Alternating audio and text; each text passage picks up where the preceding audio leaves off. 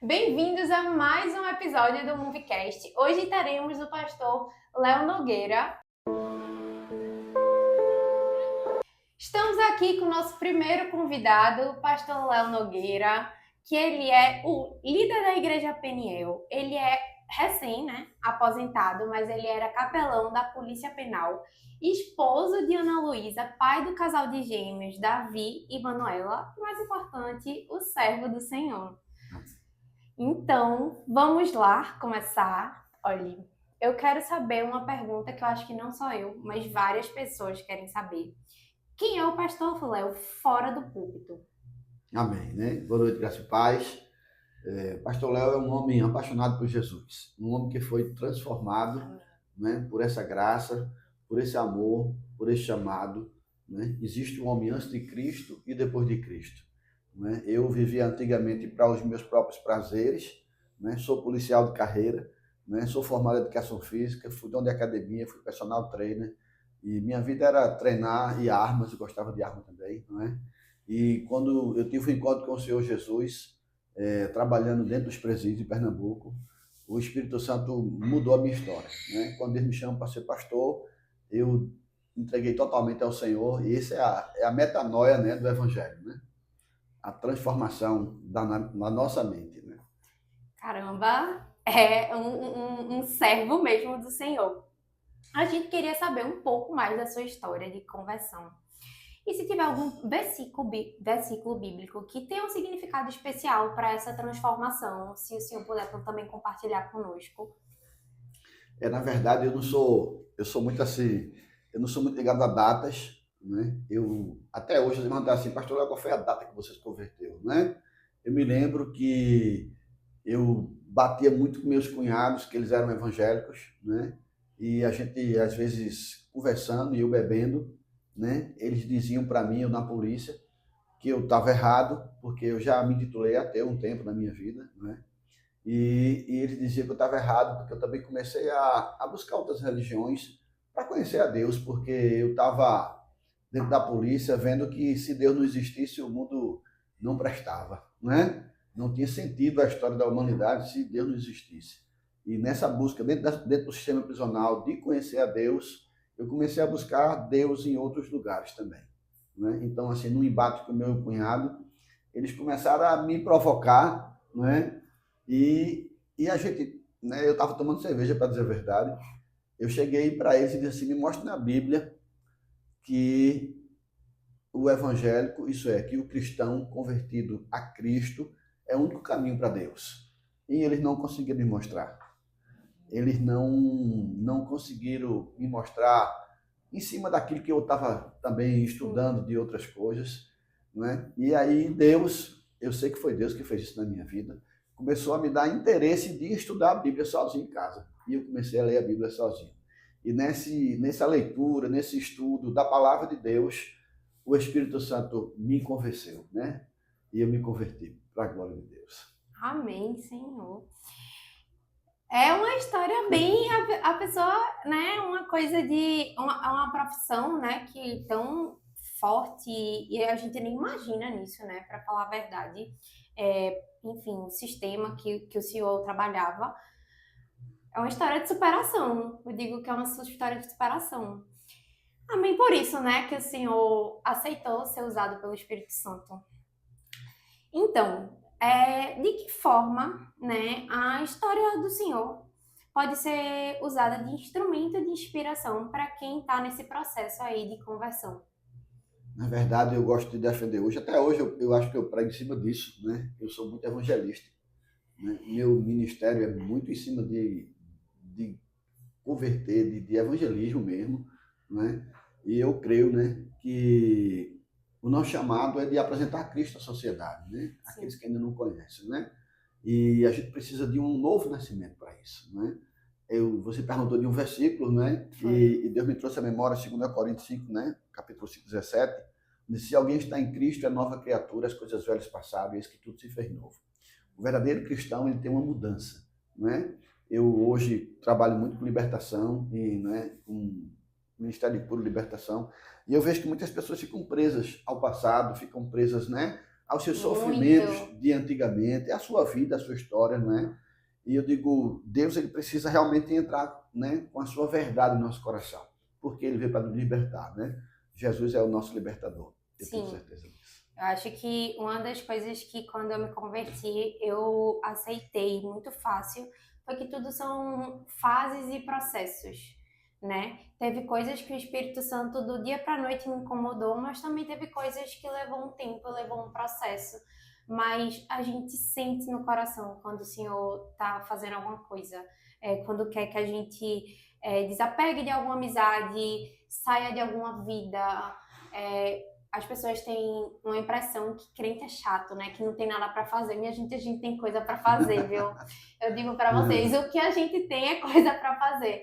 E a coisa mais importante que a gente tem para fazer é adorar o Senhor. E estar servindo a Ele, né? Então, assim, enfim, vamos voltar aqui pro roteiro. Então, a nossa comunidade episcopal, né, conhece a Peniel como uma igreja de fogo. E claro que essa direção vem muito do líder, que é o senhor. Quando você começou a perceber esse seu chamado, né, que incluía se mover com um dom profético? Na verdade, quando eu me converti, eu conheci pastor Mark Rutinha, que trabalhava no Seminário de Vida do Espírito Santo na Catedral da Trindade. E Deus fez esse encontro com a gente, né, através de uma irmã da igreja, Patrícia, e a gente se juntou ao grupo de pastor Mark Rutinha, que eles eram os líderes do Ministério do Seminário de Vida do Espírito Santo, onde também conheci o bispo Ivan na época, né, Ivanzinho, né, Dom Fred, nosso bispo Ivan, né? Dom Fred também. Então lá atrás, assim, eram eles ligados a pastor Mark Rutinha. E Deus me colocou assim como um filho de pastor Mark Rutinha no Ministério do Espírito Santo, né? Então eu andava muito com eles. E desde o começo, Deus começou a me usar em libertação, né? Como eu também, eu creio, né? Deus sabe todas as coisas, eu trabalhava em presídio, Deus me deu uma autoridade, né? E eu busquei muita palavra, na verdade, né? No começo da minha conversão, eu li a Bíblia toda. Eu peguei a Bíblia e tinha hora que eu lia 10 horas por dia a Bíblia, estudando. 10 horas por 10 dia. horas, assim, eu pegava e abraçava a Bíblia, né? Cheguei a conversar com Deus um tempo, dizendo assim, Deus, se tu não segurar minha mulher, ela vai me deixar, né? Brincava. Eu dizia, Deus, eu vou buscar de todo o coração, porque como eu era um policial operacional, quando eu me converti, né? Quando eu vim para Jesus, eu disse, eu agora morro por Jesus. Então eu botei na minha cabeça disso, né? Eu vou viver para Jesus e na minha cabeça ali vou morrer por Jesus. Então eu fazia tudo para conhecer mais o Senhor. E eu creio que essa fome, Deus me acendeu nesse poder sobrenatural do Espírito Santo, né? Deus se revelou para mim muitas vezes no sobrenatural. O senhor falou que teve uma época que até se dizia ser ateu. E como foi para a sua esposa isso? Ela já era crente? Ela já era da religião? Como era? Não, na verdade... Vocês se converteram juntos?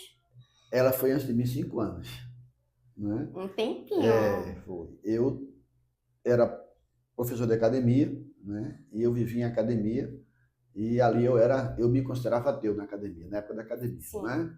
E ali eu vivia, tinha uma música de um cantor que chamam de Lobão, né? Que ele dizia assim, uma música do mundo, lógico, né? Eu prefiro viver 10 anos a 1000 do que 1000 anos a 10. E eu me entreguei a isso. Na verdade, eu não tinha esperança, eu era ateu, né? E eu vivia como se a vida fosse acabar a qualquer momento. Como se não houvesse amanhã. Isso. Que nem o jovem fala, viver hoje como se não houvesse amanhã. Eu vivia, né, minha vida era boate, academia, bar, né, bebida. Então, assim, eu entrei eu estava no caminho de perdição, né, como o filho pródigo que te abandona na casa do pai, né, e estava perdido. E eu creio nisso, comendo comida com os porcos. Entendi. Muitos recém-convertidos, né, têm um receio das coisas que envolvem esse âmbito espiritual, principalmente da libertação. Qual conselho você daria para essas pessoas entenderem melhor, serem encorajadas, né, se permitirem ser usadas pelo Espírito Santo? Eu, na verdade, quando eu disse a você que eu estudei a Bíblia muito forte, bem forte. Eu me apeguei muito ao Novo Testamento e eu via a obra de Jesus. E se a gente for estudar, né, e ver os evangelhos, Jesus foi o que mais fez libertação dentro da palavra de Deus. Então, onde Jesus chegava, ele curava pessoas endemoniadas. Onde Jesus chegava, ele expulsava o demônio de menino, de mulher, né, das pessoas. Era multidão correndo atrás de Jesus, ele libertando as pessoas.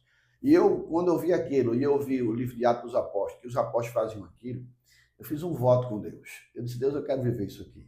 Se tu quiser, eu quero. Né? E aí eu me rendi totalmente ao Senhor. Eu, como policial, na época, deixei de andar armado. E eu disse, Deus, eu vou viver para o Senhor. O que tu quiser, eu quero. Né? E eu me entreguei totalmente a viver essa verdade. E aí eu tive esses encontros com Deus e Deus começou a me usar nas libertações. Eu chegava, às vezes, num culto, num lugar, e tinha uma pessoa que estava endemoniada. E eu vi a primeira vez, foi Dom Fred, nosso bispo, né? Uma pessoa ficou possessa dentro de um seminário de vida lá no Vitória. Eu estava e eu vi aquilo. Quando eu vi aquilo, eu fui para ajudar ele, como um amigo dele, fui ajudar ele, né? E na verdade eu fiquei mais observando do que fazendo, né? E naquele dia, interessante que ele teve que sair e a pessoa ficou de novo possessa. E aí Deus começou a me usar. Então desde aquele dia nunca mais eu parei. E como eu conhecia nas escrituras, eu lia muito e eu vi que Jesus fazia aquilo e que os apóstolos faziam, eu disse, não, é meu ministério, eu quero também. Então, onde eu chegava, onde tivesse alguém assim, Deus me usava para fazer a libertação. Foi uma coisa para mim natural. Para mim foi natural. Por quê? Porque a minha fé, ela é muito assim, os apóstolos viviam, eu queria viver aquilo também, né? Então, eu queria viver aquilo que Jesus falou que a gente ia viver. Entendi. Então, assim, eu acho que o conselho que o senhor pode dar é ler a Bíblia, né? É. Ler a Bíblia. Ler a Bíblia e crer. Não é? É aquele negócio, Jesus chama a gente para viver o que ele viveu. Não é? Ele disse aos apóstolos, assim como o Pai me enviou, eu vos envio. Aquilo não é uma brincadeira. Ele não é um falso profeta, não é? Ele falou uma verdade. Então a igreja precisa viver aquilo que Jesus prometeu. Sim. Não é? Então eu disse a Deus, eu quero. Eu disse a Deus, Senhor, eu estou aqui. Tem uma fase da minha vida que eu me lembro, eu era novo ainda. Eu tinha 14 anos de idade, eu estava vendo na Semana Santa, eu era católico, né? Fui criado em igreja católica, e eu estava vendo a Paixão de Cristo. E eu vi Jesus andando com os discípulos, e eu, depois que eu me converti, que Deus me chamou para ser pastor, Deus me lembrou isso. Eu com uns 14 anos, eu chorando na frente da televisão, dizendo, Jesus, por que eu não nasci no teu tempo para andar contigo? Né? E depois de muitos anos, Fiquei Deus toda me chamou arrepiada. para ser pastor. Não é? Fiquei toda arrepiada. Mas tem muito realmente esse receio das pessoas, principalmente quando vem pessoas pregando nesse estilo, né? E realmente, se ler a Bíblia, vai ver que nada é feito além do que Jesus fez quando estava aqui na Terra. Então, eu acho que realmente é só ler a Bíblia que vai entender tudo, o porquê disso, de orar em línguas, enfim, tudo isso, né? Nossa comunidade episcopal incentiva a convergência entre igrejas, né? Sim. Mas qual é a sua visão nesse movimento de convergência? O movimento de convergência, na verdade, ele nos incentiva e nos chama a gente valorizar, né, esses três ramos, né, do cristianismo. Qual? A liturgia, esse culto litúrgico, o culto evangélico e o culto carismático. Então, na verdade, esse movimento, ele nos chama, vamos dizer, a minha tendência é de ser mais carismático e evangélico. Por quê? Porque o evangélico é que você reconhece que a palavra de Deus ela é inerrante, né? Isso é a linha que a gente crê, né? A nossa igreja episcopal. A palavra de Deus ela é a palavra da verdade, ela é inerrante e nela está escrito tudo que a gente precisa para a salvação. Você não precisa ler nada fora da Bíblia para você encontrar a salvação. A salvação é Cristo, é Jesus Cristo. Você é salvo pela graça mediante a fé em Jesus. Você é justificado pela fé. Isso é a linha, é o braço evangélico. O braço carismático é que a gente crê que é o Espírito Santo que opera, né? Se eu faço essas coisas que eu faço, é por causa do Espírito Santo, é o poder do Espírito Santo sobre nós. Paulo vai dizer que nós somos morada do Espírito Santo. 1 Coríntios capítulo 6, né, versículos 19 e 20. Paulo vai dizer, vocês foram comprados por sangue e agora vocês são morada do Espírito Santo. Quem está em nós é Deus. É o Espírito dele, então é ele que nos guia. O livro de Atos dos Apóstolos vai mostrar que a igreja, na verdade, quando tem Atos dos Apóstolos, eu gosto de brincar, deve ser Atos do Espírito Santo na vida da igreja, porque é isso que acontece ali. Os apóstolos eram usados poderosamente pelo Espírito Santo para cumprir o quê? O que Jesus falou, vocês vão fazer as obras que eu fiz. Então, se você for estudar a Escritura mais minuciosa, você vai ver que tudo isso é o que a igreja devia viver. Então, a igreja, né, ela é litúrgica por quê? Porque a gente segue uma linha tradicional da igreja, aquela forma da liturgia, do sacramento, né, da ceia do Senhor, do batismo, da confissão dos pecados, né, da sagração, da consagração dos pastores, então, assim, do matrimônio, do casamento. Então, essa é a parte litúrgica da gente, a parte sacramental e litúrgica. Então, a gente tenta manter, né, e ensinar a igreja que a gente segue toda essa linha histórica da igreja. Né?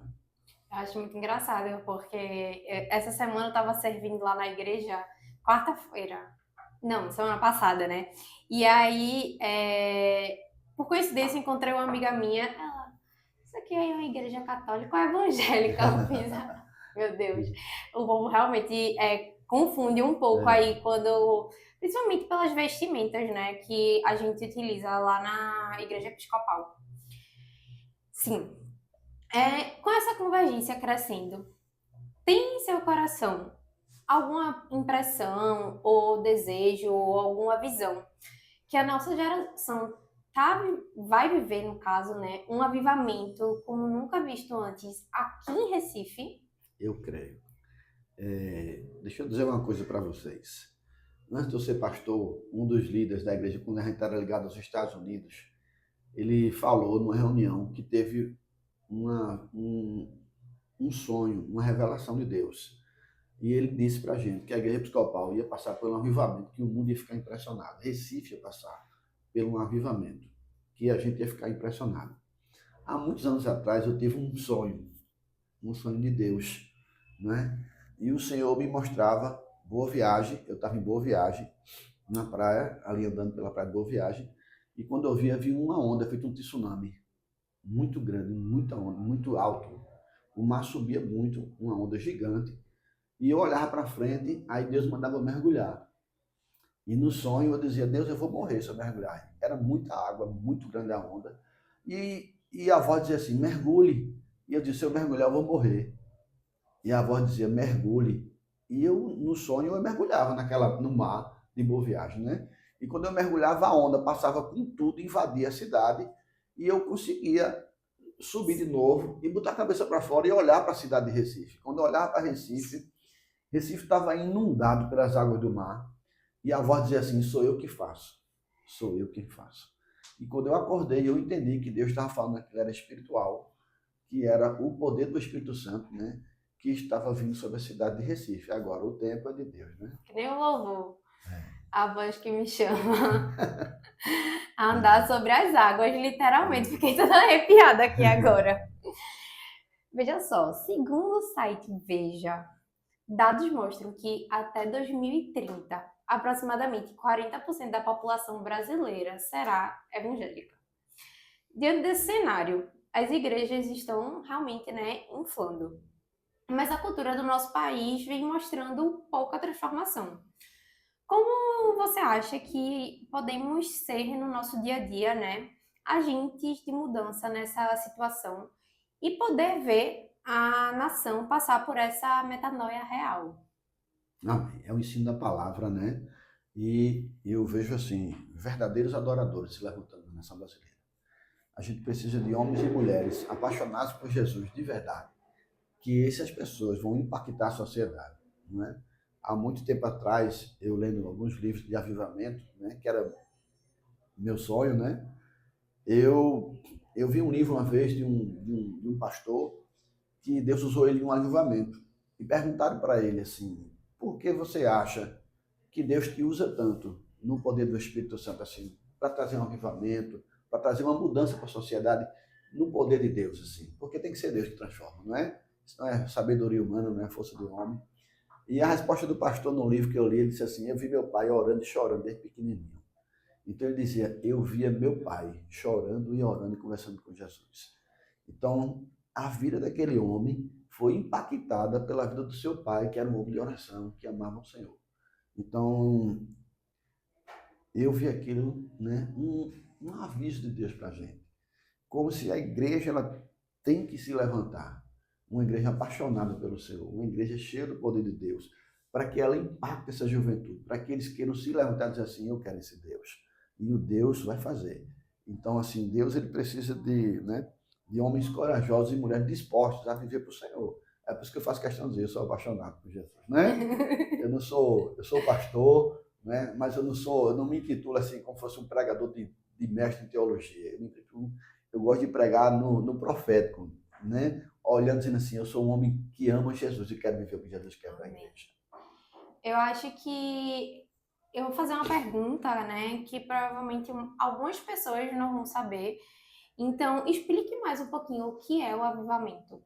Bem, Aline, avivamento, na verdade, eu vou falar aqui, né? Eu sei que a gente tem vários conhecimentos, várias pessoas que pensam diferente, mas o avivamento é Cristo vive dentro de nós. Então eu penso muito assim, o avivamento começa dentro da pessoa primeiro, não é? O novo nascimento, Cristo em nós, Cristo vivo em nós, dominando nossa vida, dirigindo nossa vida, mas existe o avivamento coletivo, né? Que é o avivamento que a gente vê aí, a Rua Azusa, onde ele vem e o poder do Espírito Santo invade, né? Ele domina uma região, sai alcançando várias pessoas, trazendo transformação, metanoia, mudança de pensamento. Esse é o poder de Deus. É aquela visão que eu tive do sonho da praia de Boa Viagem, onde Deus vem com um poder sobrenatural e alcança pessoas ao mesmo tempo. Mas aí eu creio muito nisso. Deus precisa, né? E Deus conta com os adoradores, aqueles que o adoram em espírito e verdade, e transmite isso às pessoas, né? Então Deus levanta pessoas que amam a Ele de todo o coração, para que a gente possa, pregando o Evangelho, né, deixar o Espírito Santo fluir, para que alcance outras vidas. E aí é esse avivamento coletivo, né, onde todos estão desejando, onde eu desejo, onde você deseja, todos nós que amamos a Jesus desejam. Tenho certeza que o ID, né, é um movimento também levantado por Deus para alcançar esse propósito. Exato. E tem uma pergunta que eu não sei como fazer muito bem, mas na profissão que o senhor tinha, como capelão lá da Polícia Penal, teve alguma conversão que o senhor falou assim, o que foi que aconteceu aqui agora? Alguma que impactou muito, aquela que deixou marcado assim, é esse o Jesus que eu amo. Teve alguma muito impactante, porque eu acredito que deve ter tido vários, o senhor até já falou. Mas teve aquela que sempre tem uma coisa que fica marcada assim. Teve alguma? Na verdade, não só conversões a gente fala, né? Mas momentos assim onde a gente vê a mão de Deus agindo poderosamente sobre o nosso ministério, né?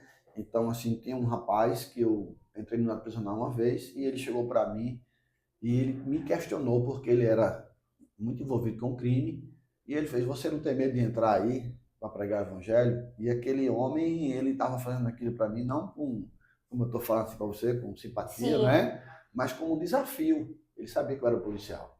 E ele disse: o senhor não tem medo de entrar aqui e ir lá para dentro?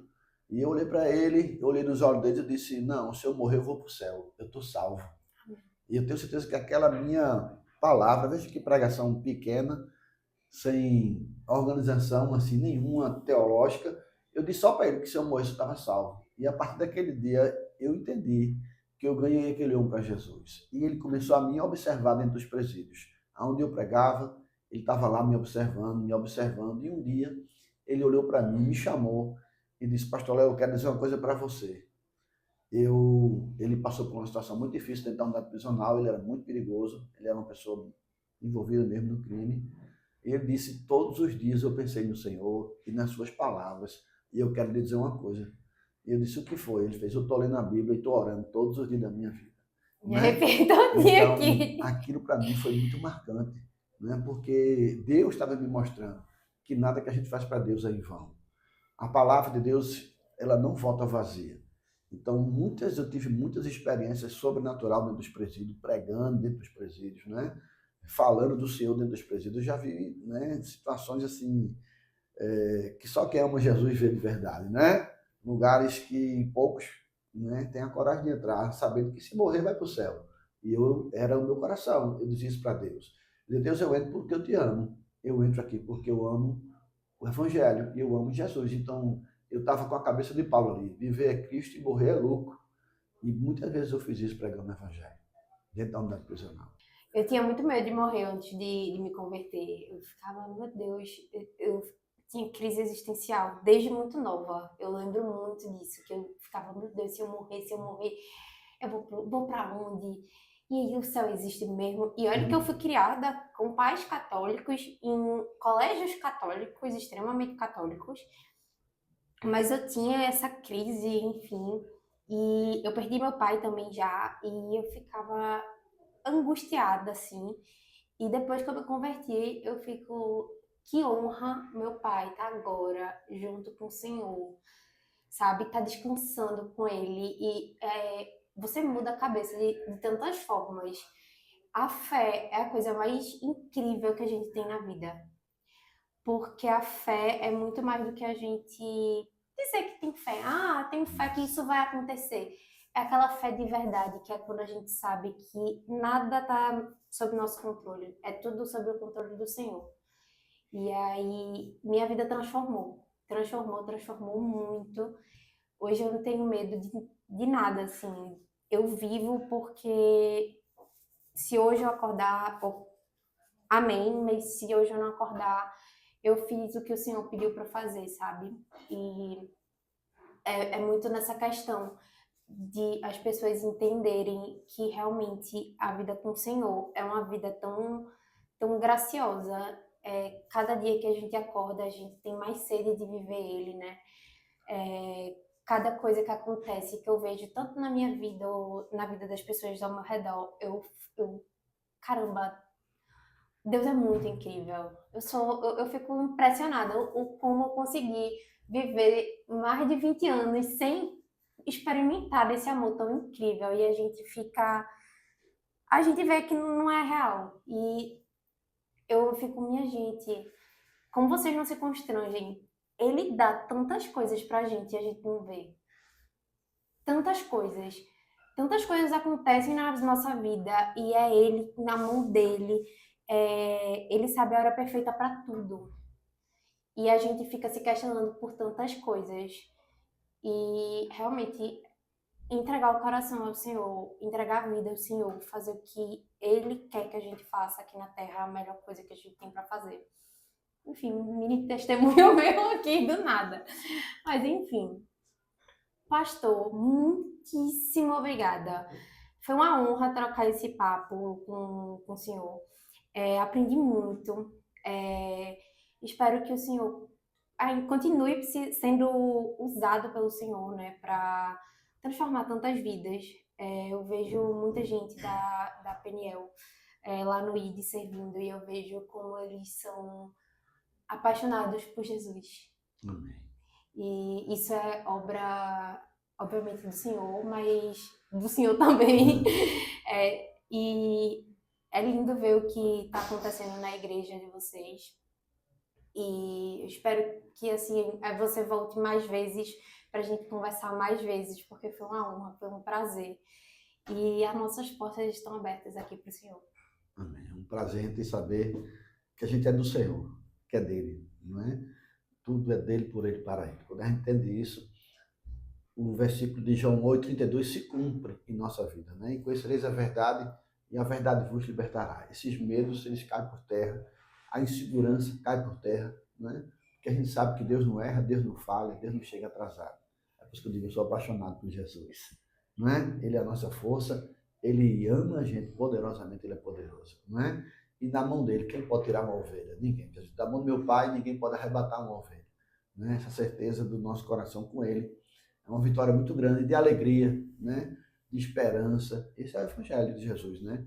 É por isso que eu digo, é o amor da nossa vida, número um, tem que ser Deus. Amar a Deus acima de todas as coisas, com toda a tua força, entendimento, né? De todo o coração. Esse é o mandamento, né? E amar o teu próximo. Quando a gente entende isso, a gente começa a querer passar isso para as pessoas, amar as pessoas também.